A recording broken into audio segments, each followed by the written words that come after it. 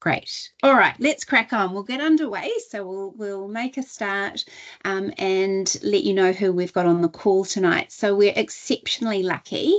We've got 3 of our ECE team on the webinar this evening. So it's going to be super useful for you. We've got a wealth of knowledge.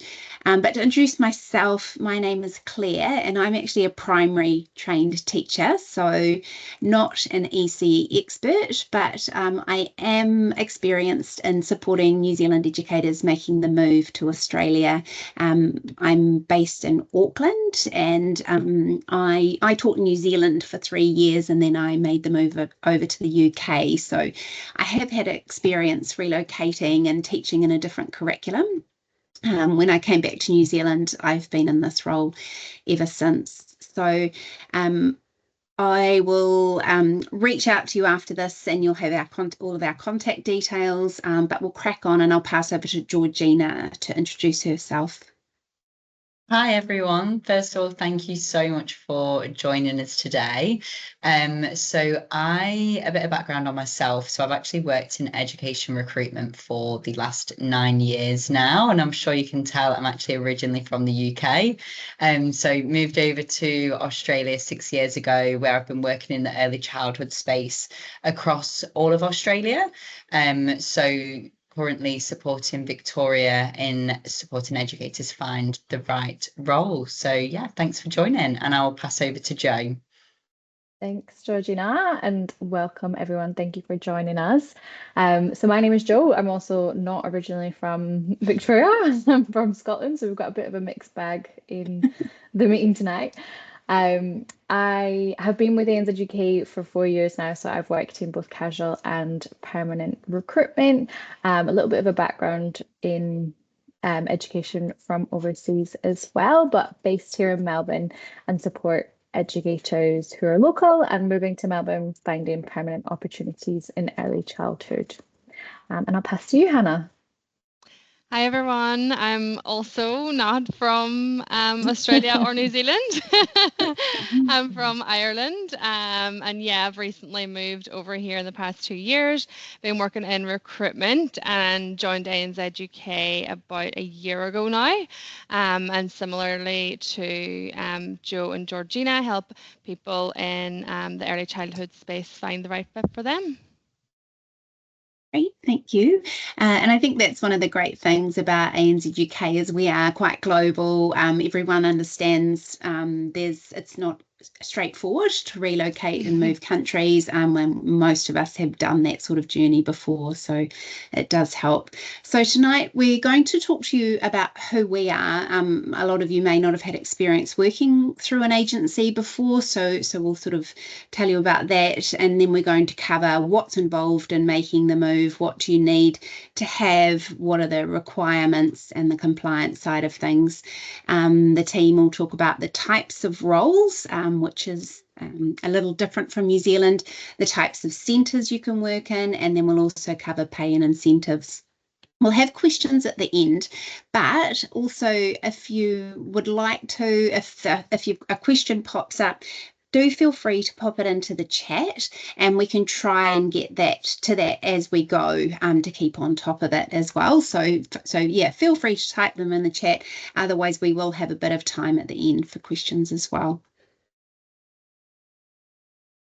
Thank you, Claire. So I'm going to do a little intro to us as a company, if you've not heard of ANZUK before. So our goal is to support the right educator at the right place at the right time, and because we know that when you are at the right place that you thrive. So for us, it's all about making that right placement. So we really do want to spend the time to get to know the educators that we're working with, so that we can understand what drives you, what are your long-term goals, where is it that you want to be. And we're so lucky, as you can see, we have got a lot of offices globally. So even if it is that your goal is to work and live in Victoria for the next 3 years, we'll but then maybe relocate to the UK in 5 years, we'll always keep in touch with you and make sure we're supporting you, at the right time. So years of operation, we've been around for 20 years now. We have over 300 staff globally, and we also have 21 offices globally. So we're actually located, as you know, in Australia, across multiple states, not just Victoria, the UK, Canada, New Zealand, and actually in Europe as well, and America. So yeah, very exciting. Here's a couple of the locations that we do cover that I've just mentioned. So it's important to say if there are any other locations that you guys are interested in hearing about, then please do feel free to, you know, ask in the question box, reach out to Claire. But we do cover Melbourne and Geelong, Sydney, Canberra, Brisbane, Perth and Adelaide. And we're growing also in other spaces. So in New Zealand, we're based out of Wellington and Auckland and other regional locations. And currently in the UK, again, looking to expand London, Surrey, Bristol, Wales and Southampton.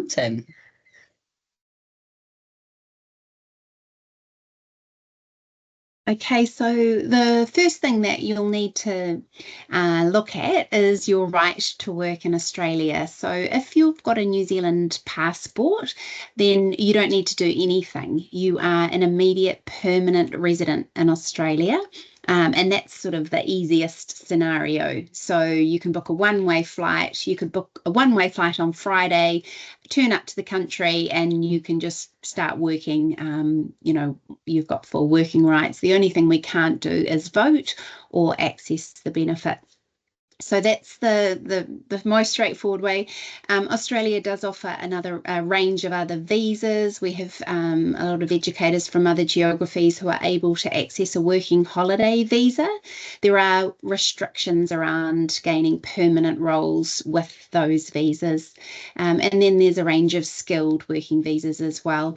It is important to say that we aren't visa specialists, where we would always point you in the direction of a migrant specialist for any visa questions, but we do have some information to point you in the right direction initially. So if you don't have a New Zealand passport and you aren't sure what visa you're going to be able to access, then you can reach out to me and I'll send you that as a starting point. Sponsorship has in the past been an option. It varies at times, but at the moment gaining sponsorship is very competitive and it's a really tricky route to access at the moment. If you do require sponsorship, we can hold your details on file, and things may change in the future. Qualifications is a bit more complicated for early childhood educators. Primary and secondary teachers moving to Australia from New Zealand is really easy, but because there's such a range of different qualifications and different tertiary providers, they have a national check, which Joe's going to talk about shortly, called ACECQA. So that is your first step for the qualification, to get your qualifications assessed. If you have an outcome of your assessment that you are a teacher, you're an early childhood teacher, then you do need to register with the Teaching Council in Victoria as well. And we'll cover that shortly. We're really lucky. New Zealand is sort of included into what they call a Trans-Tasman Mutual Recognition Agreement, which means that they will recognise our registration status as equivalent in Australia. But yeah, we've got support on that. We've got guides that we send you through, and a big part of what I do is supporting you through that teacher registration process as well. So those are the main three things that are you sort of tick boxes to get underway. Thanks, Claire. So as Claire mentioned, when it comes to early childhood, it is a little bit more complex in terms of the compliance, especially in Australia. So the first thing we would ask educators to do if they are looking to move over to any geography in Australia would be to access the ACECQA website. Now, they will have a list of qualifications that are already recognised. Many of the New Zealand qualifications are on that list as well, luckily. So it is quite likely that potentially if you've studied in New Zealand, then your qualification will already be assessed. It will let you know some are only assessed in certain states, or whether it's recognised nationally. If your qualification doesn't appear on this list, then your next step would be to apply for an ACECQA assessment. So with the assessment, you would input all of your transcripts, your details of your qualification, the modules that you've completed in early childhood, and evidence of your placement. Now, the process of applying for an ACECQA application does take a little bit of time as well. So I would say if you are looking to move over in the next few months, I would definitely look at whether your qualification is recognised or starting your application as soon as possible.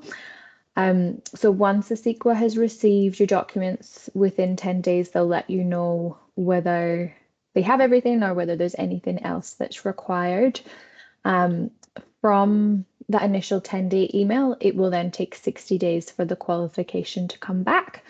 It will either come back as an early childhood teacher, so that would be a bachelor's trained, master's trained teacher, a diploma level educator, which would be considered a lead educator here, or a certificate 3 level educator. Unfortunately, we do find that sometimes, even if you are recognised as a certain qualification in the geography that you've studied, it doesn't always translate exactly to what you have studied. However, there is opportunities to appeal the decision if we get to that point. So this would be a once-off cost, and we would need that for you to work in any setting with 0 to 5-year-olds. So it would cost 130 Australian dollars, and once you've got it, then you're all set and ready to start working.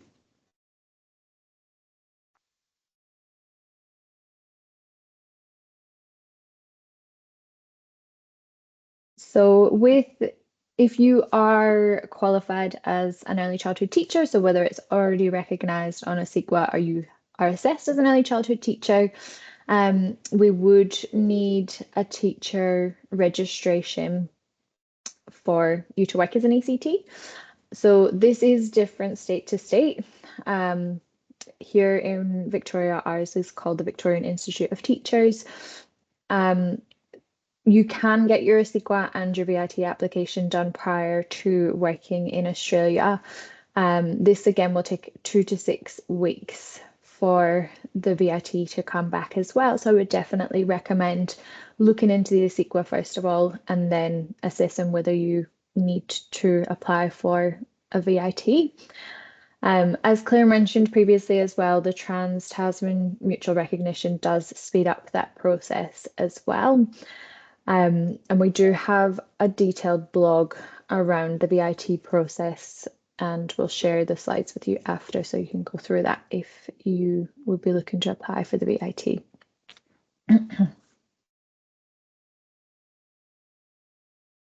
So the rules and requirements that we have in Australia may be slightly different to what you're used to overseas. So our Certificate 3 educator, as I mentioned, is an assistant educator in an early childhood setting. Then our Diploma educator is sort of that next step up. They are generally considered a lead educator. There may be some mentoring and coaching opportunities in these positions as well. The early childhood teacher would be someone who has completed a Bachelor of Early Childhood Education, a graduate diploma, a Master's of Early Childhood Education. And as mentioned before, you would also need to have the VIT registration to work as an early childhood teacher. We do actually also support early childhood cooks. I imagine it's something that you do also have in New Zealand, but not often thought about as much. So for these roles, we would be looking for a commercial cookery, usually Certificate 3, and a food safety supervisor certificate as well. Experience in this space is highly desirable, and I know there's a huge demand for early childhood cooks as well. If you would be working towards a qualification, now this is only applicable if your qualification is being studied at an Australian institute. Unfortunately, ACECQA won't recognise any overseas partially completed qualifications. So if you were working towards a diploma qualification and had completed 50% of it, you could still work as a Certificate III qualified educator. If you'd studied 30% of a bachelor or a graduate diploma and completed a placement, you would be considered a diploma qualified educator and placed as such. If you were working towards your Certificate III, we wouldn't be able to support you in an early childhood setting, but we could work with before and after school care work with the primary school aged students. Yeah, it's much more complicated than I'm learning as we go here too, because in New Zealand we can have unqualified staff in our centres as well, so it is a difference. Yeah, absolutely, and I feel like state to state that can vary as well. I know Victoria is quite highly regulated. Yeah. So in terms of the responsibilities for each level of position that we support with, as mentioned, the Certificate III is generally an assistant educator, so you would be supporting the lead educator in the room with implementing the programme, following the daily routines for the children. You would be, participating in group activities, cleaning, toileting, and nappy changing with the infants and younger children. So the diploma qualified lead educator, we can have assistant diploma qualified educators, and we can also have what we call room leaders, group leaders, or lead educators. So these educators would be creating and implementing the programs. Now, it's very different, I guess, centre to centre, what their philosophy would be and how you would, align your program with the centre. There is an aspect of documentation as well. So recording group and individual learning stories, behaviour management of the room, a lot of communication with the families, and then mentoring and training more junior members of staff and potentially students as well. Now, I know in New Zealand it is quite different in regards to your bachelor qualifications and your teachers, and I know a lot of the time New Zealand qualified educators will work as teachers in an infant's room or in toddler's room. Here in Victoria, our teachers are in kindergarten settings, so a 3-year-old kinder or a 4-year-old kinder, and they would lead the room. So they would be designing and implementing the program that supports children's developmental needs. They would be providing pedagogical leadership to the other staff members as well. A lot of feedback and relationship building with the families, and depending on which type of role it is, they would have non-contact time where they can work through planning, documentation, and the quality improvement plan. Generally, early childhood teachers report to the educational leader and our management, and I guess the and our management really depends on the setup of the individual centre that they're working at.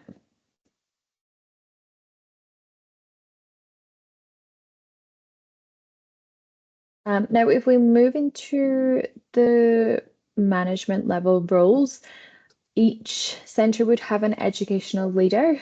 Now, they are responsible for mentoring and supporting all educators, ensuring that they're aligned with the philosophy of the centre and also linking it back to the national quality standards as well.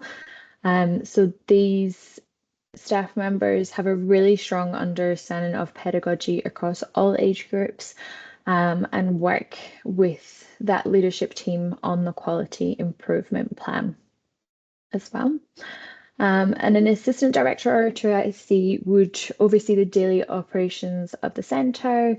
They would work on rostering, tours and enrolments with new family, CCS applications, which is essentially funding for childcare for eligible families. They would also support with onboarding and recruitment of the staff. Now, again, sort of these requirements look very, very different centre to centre, so it's not all going to be set in stone. But they're part of the management team and work with the director, the educational leader, to manage staff and work with the families. They ensure that the centre is following all national and state regulations in line with the EYLF. And your director or centre manager would be overseeing all daily operations of the centre again. Now, depending on the structure of the centre, they may be reporting to upper management, so area manager or the head office or the committee. We would require a director to have a really strong understanding of compliance and how to implement and maintain the compliance. They often work towards KPIs, which would be based on financials, occupancy, and compliance. They would be responsible to recruit, hire, and train and supervise the staff in the centre, conduct staff evaluations and provide professional development, and also, again, working with the parents to address any concerns and maintain family relationships.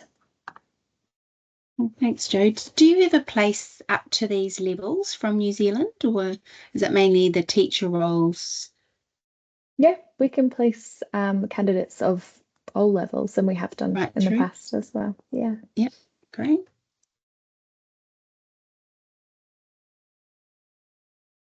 Is that meant to come on here? Yeah, sorry, that's me. I'm just on mute. Thanks so much, Jo. Yes, I guess with the Metro Melbourne, sometimes the industry can get a bit oversaturated, and sometimes the best chance for people coming in is in rural areas. It can increase your employment opportunities, accelerate your teaching career. I guess there's more room for progression in those areas. They may be hard to fill positions as well, so you might not need as much experience, and then obviously it will develop your skills professionally and personally. We also work with the Department of Education on a program called Best Start, Best Life. They work to support families in regional or hard to staff areas.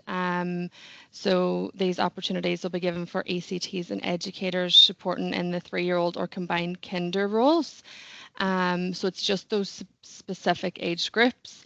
And usually we come across, a lot of hard to fill positions in regional areas, but they also come along with relocation incentives as well. So you can get up to $50,000 incentives, which is great.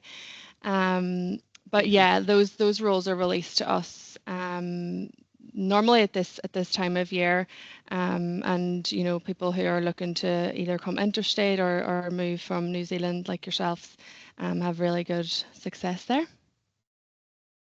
Yeah, it's an appealing incentive, all right. Yeah, definitely. And so you get the roles now, and is that normally a sort of a January start? No, so they kind of come out throughout the year. Over the past few months, things start to kind of slow down just because of the time of year. And then they'll start to pick up now. So we'll be released new roles from the department, which we can place candidates from New Zealand or interstate into. Okay, fantastic. When it comes to permanent and casual pay rates, I guess this is just a ballpark because it will differ depending on your experience. There's so many different levels, there's so many different awards, so this is not set in stone. But for the Children's Services Award, We've got Cert III and newly qualified, meaning you would be on level 3.1. So for full-time or part-time hours, you'll be on $28 per hour. For casuals, it's a little bit higher on $35 per hour. For diploma qualified educators, that's classed as a 4.1. For full-time, you'll be on $33 per hour and casually on $41 per hour.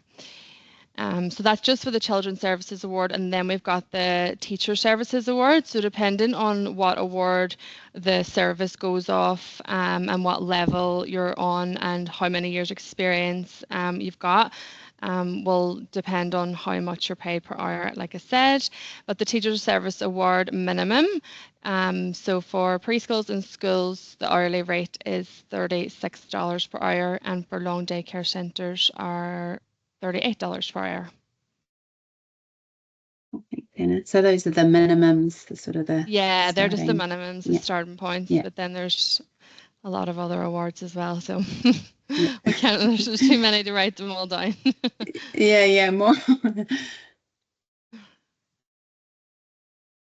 types of centres. Hello, we are back to me. So as well as many awards, as many centres, so I know there's a lot of variables here, and this is, I guess, just an initial bit of information. Of course, if you are really interested in moving over, we can go through a more in-depth conversation around what type of centres are going to suit you. Just to give you a bit of an idea, we have different settings. So the most typical would be your long daycare centres. They're probably the most common. There's a lot of larger organisations. So they typically open from around 7 a.m. till 6:30 p.m. You wouldn't be expected to do the full, hours. It would normally be like a morning shift, an afternoon shift. Depending on the centre, they might do set shifts. Some people prefer to do the 4 long days with the extra day off, so that can look differently depending on the centre. That's with children aged 0 to 5, and they can be privately owned, council run, or committee managed. So those long daycare centres, they can even be attached to schools, so they can look different depending on the actual company itself. We also have kindergarten and preschools, so there's sessional classes, so that's for the 3 to 5-year-old children, and they typically operate from around 8 till 4 p.m, but some do have extended care. They're generally closed through the holidays, whereas the long daycare centres are open all year round, and they're basically a part of the school or standalone. And just to mention as well, we did briefly mention previously, if you are interested in before and after school care, so OSH, we do actually place OSH educators as well. So we have those settings. So they're normally with the primary age children, vacation care and holiday programs.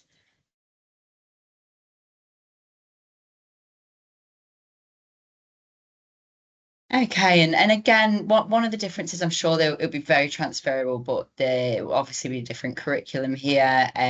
So just a brief bit of information. So it essentially promotes holistic play-based learning, intentional teaching and practices, but it does depend on the setting. We have lots of different philosophies, such as Reggio Emilia, Montessori, so on. So there's quite a few different philosophies. And again, this is why it's so important, if you really want to move over, that we would lock in that initial screen to really find out what works for you, what's aligned to you and your own philosophy, so that we are making that right match. And I guess the expectations around that would be, planning, assessment, reports, observations, and the implementation of the framework. But again, we'd always go into more detail on that with you if you were to move to interview stage.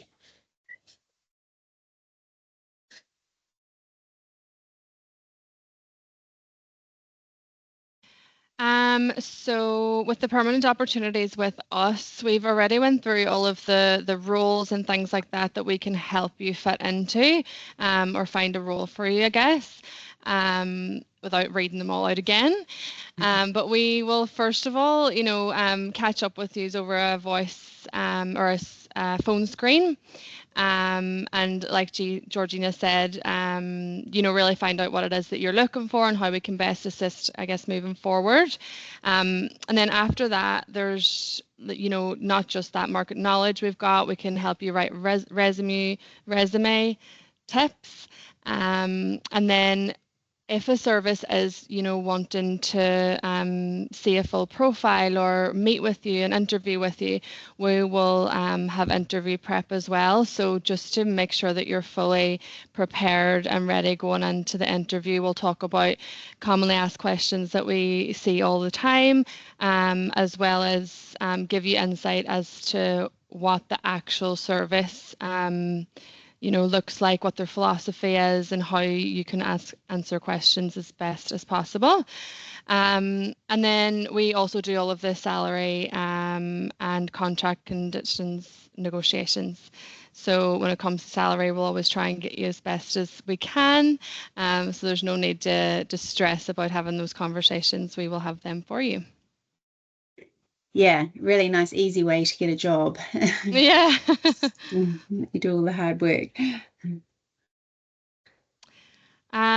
So fostering educator relationships. So throughout the, I've kind of touched on this, but throughout the recruitment journey, we prioritize cultivating strong partnerships and relationships with our educators by speaking with you frequently. So for example, if we spoke 3 weeks ago, we applied for 2 positions, we'll check in with you every, you know, week or so, even if it is to say, sorry, you know, it's been unsuccessful at this service. We'll constantly be keeping in touch with you until we can find you something, basically. We want to know about your experience. So say you did get a job through us, we'll always call you, you know, on your first day, and then in your first week, and then your first month, and you'll be sick of hearing from us. But we just want to make sure that, you know, everything is going well for you, and there is no concerns or issues. And we did place you in the right role after all. We do have a lot of educator events as well. So, you know, every quarter, every 2 quarters, we have educator events specifically for, sometimes it's for schools, sometimes it's for early childhood, and we even have ones for candidates moving overseas as well. So we just done a global one there recently, which was really, really nice to see everyone and interact. Yeah, they are amazing, aren't they, those events you guys put on? Yeah. So we've kind of went through all of this as well, but what you'll need to work with us is, like Joe mentioned at the start of the call, the first things first is the ACECQA assessed qualification. Obviously, this can be recognised or assessed. For ECTs, we need the VIT registration. For educators, we need the Working with Children's check. We need mandatory reporting certificate, which is child protection, and we need 2 current references as well, including one from management level, and the other one can kind of just be someone that works alongside you or can vouch for you working with children. These are optional but preferred.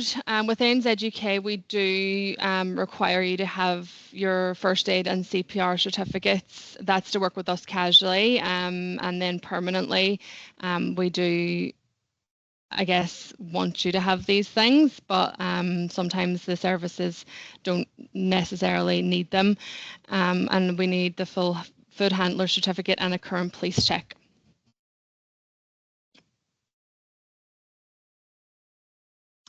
Yeah, so on to references again. We require 2 references, like I just said. Must be from an early childhood setting, must be from a leader, for example, an area manager or a director or 2 IC. And the second one can be from a co-educator or someone who can talk to your interactions with children and your skill set. And these must be from the last 12 months. Oh, no more questions. So we've given you quite a bit of information to take on board there. But yeah, we'll open up for questions if they're a little bit more specific around your own independent sort of circumstances and that sort of thing. Then it's probably best to follow up with a chat with us, and then we can talk to you about your own individual sort of situation. So what we do after this is, as Jo said, we'll send out the slides, and we'll have a recording of this as well that we can share, and then we'll have some links that you can sort of book in a call for next steps from here. The other thing, I have a question. Your timelines, we probably could have put that in. So normally it's only, is it about a month in advance that the jobs come through? Is that right? Yeah, I would say so. I think something to be aware of is that the roles can be filled quite quickly. So for example, if right now you're looking for a role in January, then you probably would still definitely have the initial conversation with us, but we're probably going to start talking to you about roles sort of 1 to 2 months prior, because the client normally wants to appoint somebody pretty quickly. So if we look too far in advance, then it might be that their client will move forward with any candidates that are available within the next 4 to 6 weeks. So it's still definitely good to let us know though, because we can keep you in mind. So if it is something in advance like January, we'll save you on our system. So when the roles start coming in for that time, we can start letting you know. And we can also arrange online interviews to begin with as the first step stage as well. Okay, cool. Yes, it's just the balancing act of giving a notice here. I think our general notice period is 4 weeks as well. So yes, in a lot of cases it might be easier that you actually just have to commit. Yes, to the move. And it's case by case with the client as well. And just for that question in regards to centre director opportunities, coming back to that, we have current centre director opportunities. So in that scenario, that's where we'd arrange a screening call with you to find out, okay, well, what area do you want to live in? And are these centre director opportunities suited?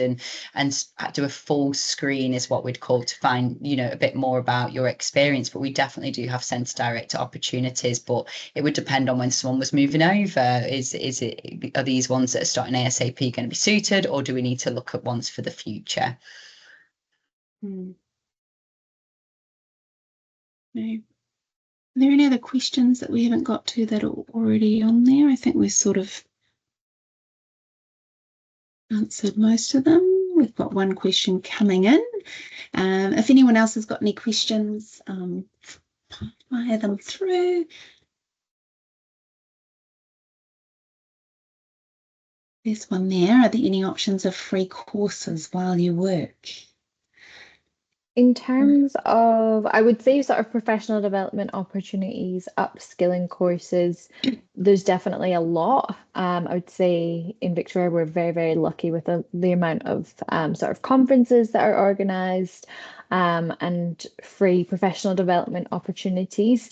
If it was a course to study a qualification, they generally do have a cost involved. I wouldn't know what it would be depending on the qualification you're looking at, the institution that you're interested in studying with.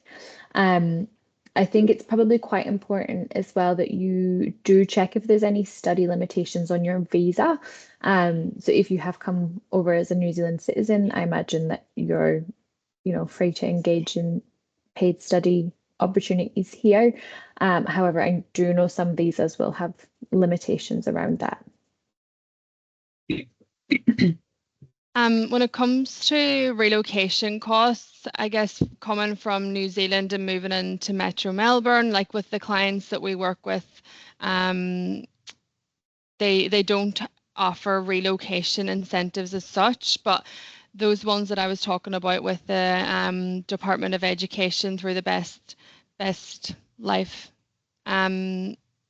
program, Best Start, Best Life program, they do offer incentives, but them roles usually are in regional areas. So they could be, 3-4 hours away from Melbourne City.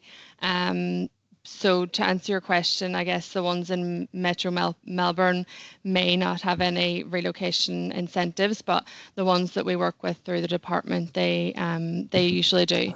So for educators, it's usually 9K, and for ECTs, it can be up to $50,000. So if you're wanting sort of incentives and things, then be open to the regions. And I mean, I think some New Zealanders think, when we're thinking of regional Australia, maybe sort of more like Northern Territory, kind of desert sort of things. But regional Victoria is country, isn't it? Yeah. And it's only in Victoria that the department work with us on these positions. So you wouldn't get any, in regional Perth or regional Sydney or so it's sort of like country-ish New Zealand as well, and within that there's obviously towns and cities the size that sort of be like going to Palmerston North or Dunedin kind of places. So you're not sort of there is, I imagine there's quite small towns as well within that, but regional, you're not too isolated. Exactly. There's a couple more questions around regional. I'm laughing at the snakes and spiders. That one comes up too, we don't have anything like that in New Zealand. I feel like I'm skipping a few here, but the one there about how long do you need to commit to regional positions? So for the $50,000 incentive, it will be paid over 3 years. So it is, they're not so that you'll apply for the position and get it and get the 50K and just go. You will need to be staying with the service for quite a while, but hopefully that answers.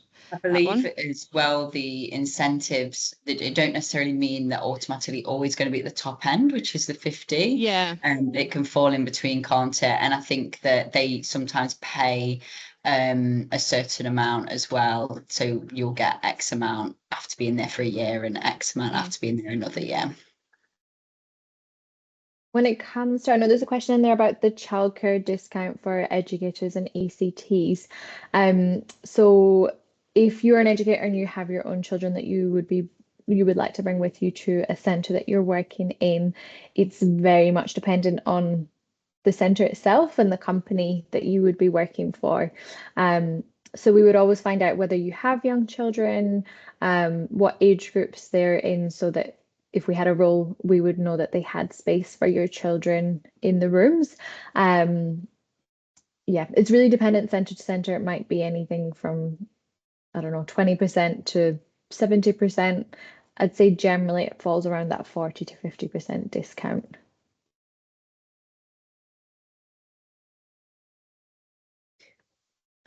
I'll just comment on the snakes and spiders. I've only been to a couple of regional cities in Victoria, but I am terrified of snakes and spiders, and it wasn't even on my radar, and I never saw any snakes or spiders. So I think it's you'd be having to be going onto a farm or something like that.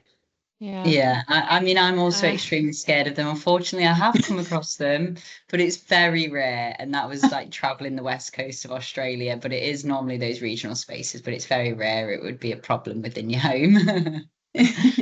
Actually, that's true. None of us are Australians on this call. So So I was also very scared. I mean, I've seen the odd huntsman, and it's not fun.